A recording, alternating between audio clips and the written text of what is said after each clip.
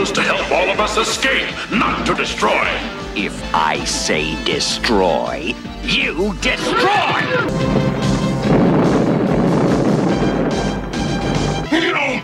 Don't send me back! Cut you, car! If you were a kid in 1985 and your parents put a Robotix set under the Christmas tree, one of two things was true. Either you were the luckiest kid on your block, or your parents had absolutely no idea what Transformers were. Either way, you stumbled onto something special. Look, if you grew up in the 80s, you already know Saturday mornings were basically sacred. You had your bowl of cereal, your cartoon block, and if you were dialed into the right channels, you were watching Optimus Prime duke it out with Megatron, Cobra Commander scheming against G.I. Joe, the whole Hasbro lineup running like clockwork. And somewhere buried in that Saturday morning chaos was this show. This weird, brilliant, genuinely unsettling show that most guys your age either vaguely remember or have completely wiped from memory. That show was Robotix. And here's what got me when I went deep on the history of this property. Robotix was not just some knockoff robot toy cartoon. This thing was darker than Transformers, more philosophically twisted than G.I. Joe. And it got canceled before most kids even understood what had just hit them. What killed it wasn't the quality of the show. It was a corporate conflict of interest inside Hasbro, a disinformation campaign aimed at Mattel spies, and one of the most ruthless pieces of industrial chess ever played in the toy business. Yeah, you heard that right. So in this video, we're going to cover exactly how Robotix went from being one of the most ambitious toy lines of the 1980s to a largely forgotten relic of the Sunbow Marvel era, where it came from, what the show was actually about underneath the surface, and the real story of why it died.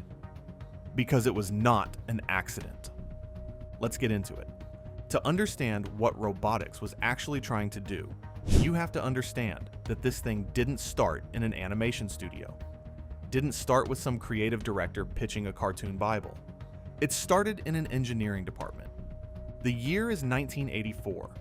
Milton Bradley, yes, the Candyland and Battleship people, looked at the toy market and saw a gap nobody else was filling.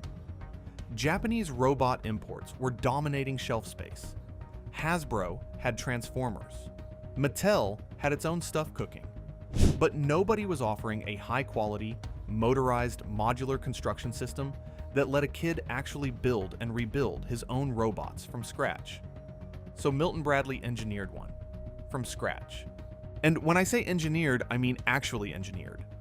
These were not cheap, hollow pieces of plastic. Robotix ran on a metric-based system, 50mm, 75mm, and 100mm arm pieces, molded in heavy impact plastic with rounded safety corners. The motors pulled 1.5 to 3 volts DC, and the whole system was built around an octagonal male-female connector that let you reconfigure your build endlessly. They weren't chasing the kid who wanted a cool-looking toy. They were chasing the kid who wanted to be an engineer. The kid who read the instruction manual before opening the box. Now here's where things get complicated.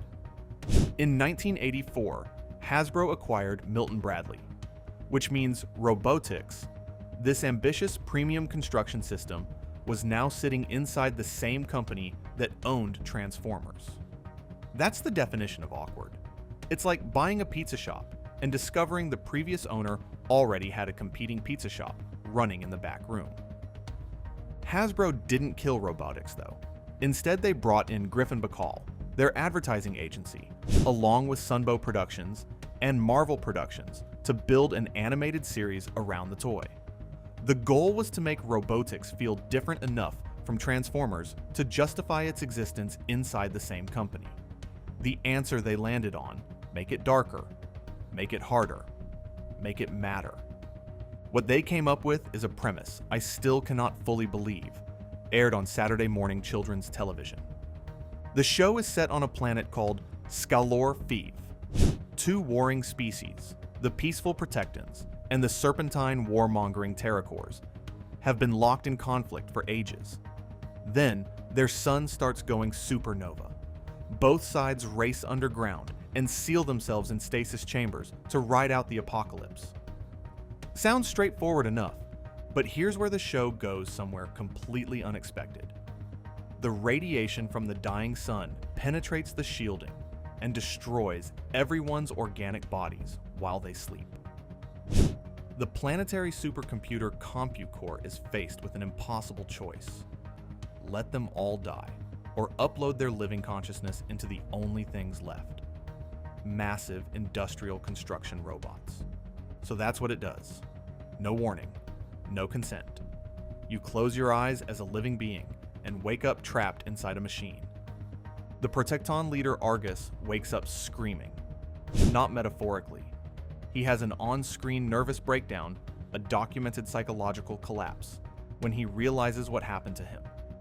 A character in a kid's cartoon has a full-blown existential crisis about losing his physical body. In 1985, on Saturday morning, Toei Animation handled the visuals, the same studio behind Transformers and G.I. Joe, and they gave every robot that heavy industrial weight that made it feel like real hardware. But unlike Optimus Prime, who was born a machine, the Robotix characters were organic minds living in mechanical prisons. That distinction is everything, and the show knew it. That's the foundation Robotix was built on. Dark, ambitious, genuinely willing to go somewhere most cartoons wouldn't touch, and it had every reason to succeed. But there was a problem. The show was launched not as its own standalone series, but as one piece of something called the Super Sunday anthology block. And that decision is where the first crack in the foundation appeared. If you're into this kind of deep dive, the stuff that goes way past the surface of cartoons you grew up with, hit subscribe right now. I do this every single week, and you don't want to miss what's coming next. Here's where the history of Robotix stops being a sad story about a canceled cartoon and starts being something else entirely. The Super Sunday block was Hasbro and Griffin Bacall's experiment in controlled chaos. The idea was to launch 4 properties simultaneously and see which ones caught fire: Gem and the Holograms, Inhumanoids, Robotix, and Bigfoot, and the Muscle Machines. Throw them all at the wall, let the ratings sort it out. Robotix got 15 episodes, 6 minutes each. Sit with that for a second. 6 minutes is barely enough time to order a pizza. It is absolutely not enough time to explore what it feels like to have your organic body destroyed and wake up conscious inside a robot. Gem got the runway to build an audience and eventually became a full series. Inhumanoids did the same. Robotix and Bigfoot got canceled. But here's the part most people have never heard. The real reason Robotix got deprioritized, and this one reads like a Hollywood thriller. In 1986, Hasbro was quietly preparing to launch Gem as a direct competitor to Mattel's Barbie. It was a massive strategic play, and Mattel had a mole operating inside Hasbro, a corporate operative quietly feeding product intelligence back to the competition. So what did Hasbro do? They ran a disinformation campaign. They produced a fake pre-Toy Fair catalog designed specifically to be discovered by the spy that cut Gem out entirely and instead loaded the pages with Robotix prototypes and other secondary lines. The message sent to Mattel was clear. Hasbro has dropped the Rockstar doll idea. They're doubling down on robots. Mattel bought it. Gem launched without serious competition and became a genuine hit. But Robotix paid the price. The brand was used as a sacrificial pawn, a decoy in a corporate shell game between 2 of the biggest toy companies on the planet. Several of those new Robotix sets shown in that 1986 catalog were never intended for production. They were props in a con. That is one of the coldest strategic moves I have ever read about in the toy industry, and almost nobody talks about it. Now let's talk about the voice cast, because this is where things get quietly remarkable.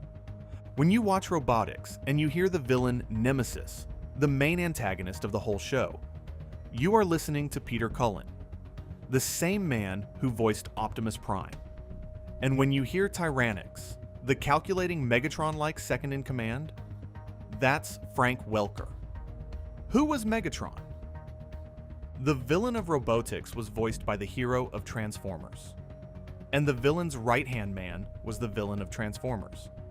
For any kid watching both shows, that created a psychological overlap that was essentially subliminal.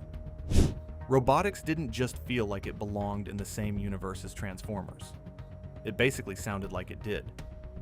And then, there's Arthur Burghardt, the man who voiced Argus, the Protecton leader, the character at the moral and emotional center of the entire show. Burghardt was a black playwright and activist who had served federal prison time for refusing induction into the armed forces during the Vietnam War.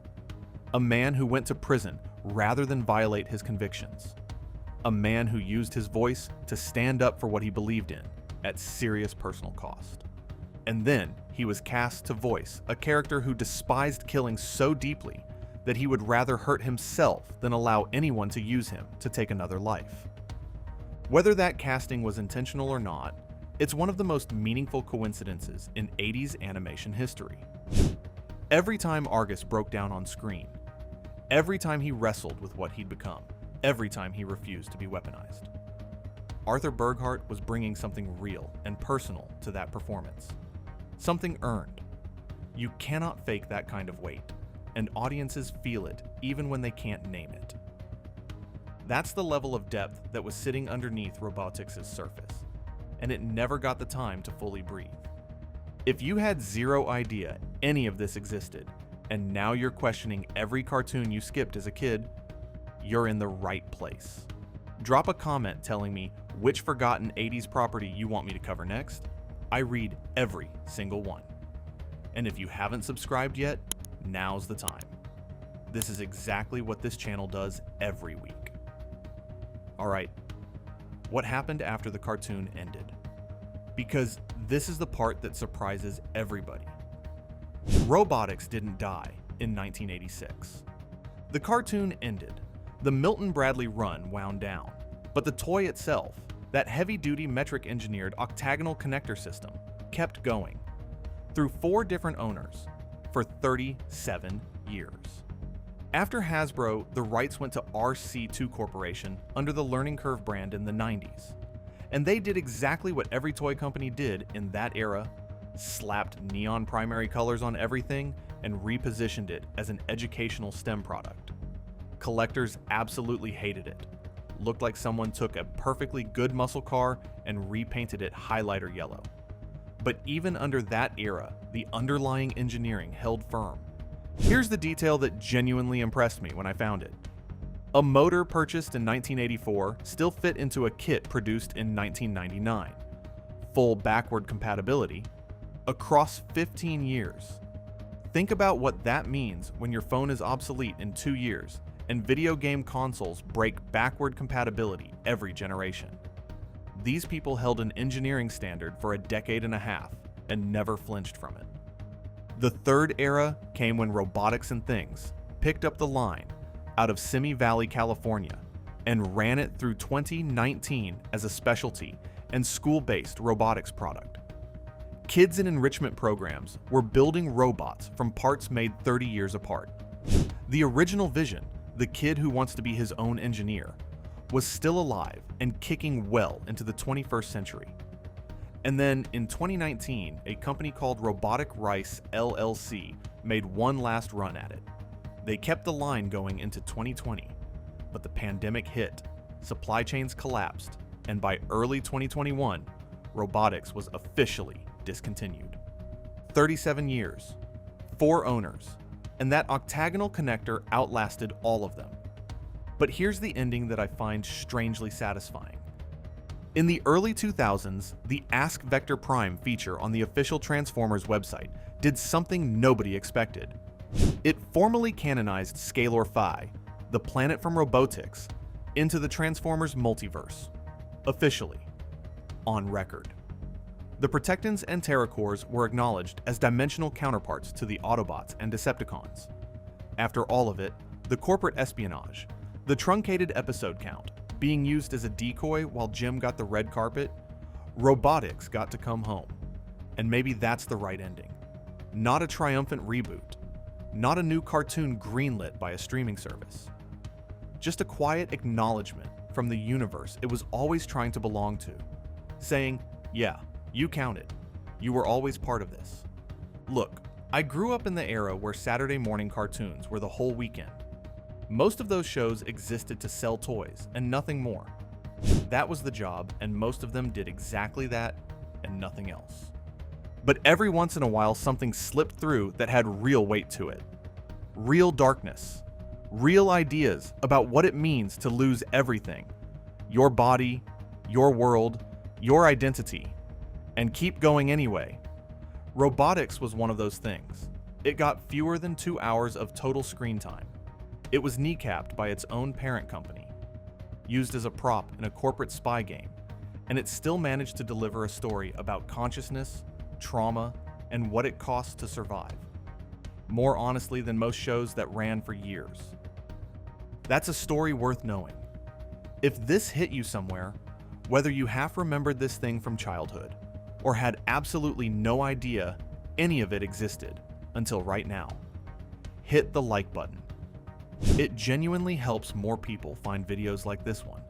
Subscribe if you want more of this. Forgotten franchises, weird corporate history, the real stories underneath the cartoons that built an entire generation. That's what this channel is for.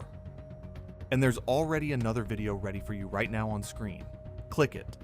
I promise the rabbit hole goes a lot deeper. See you there.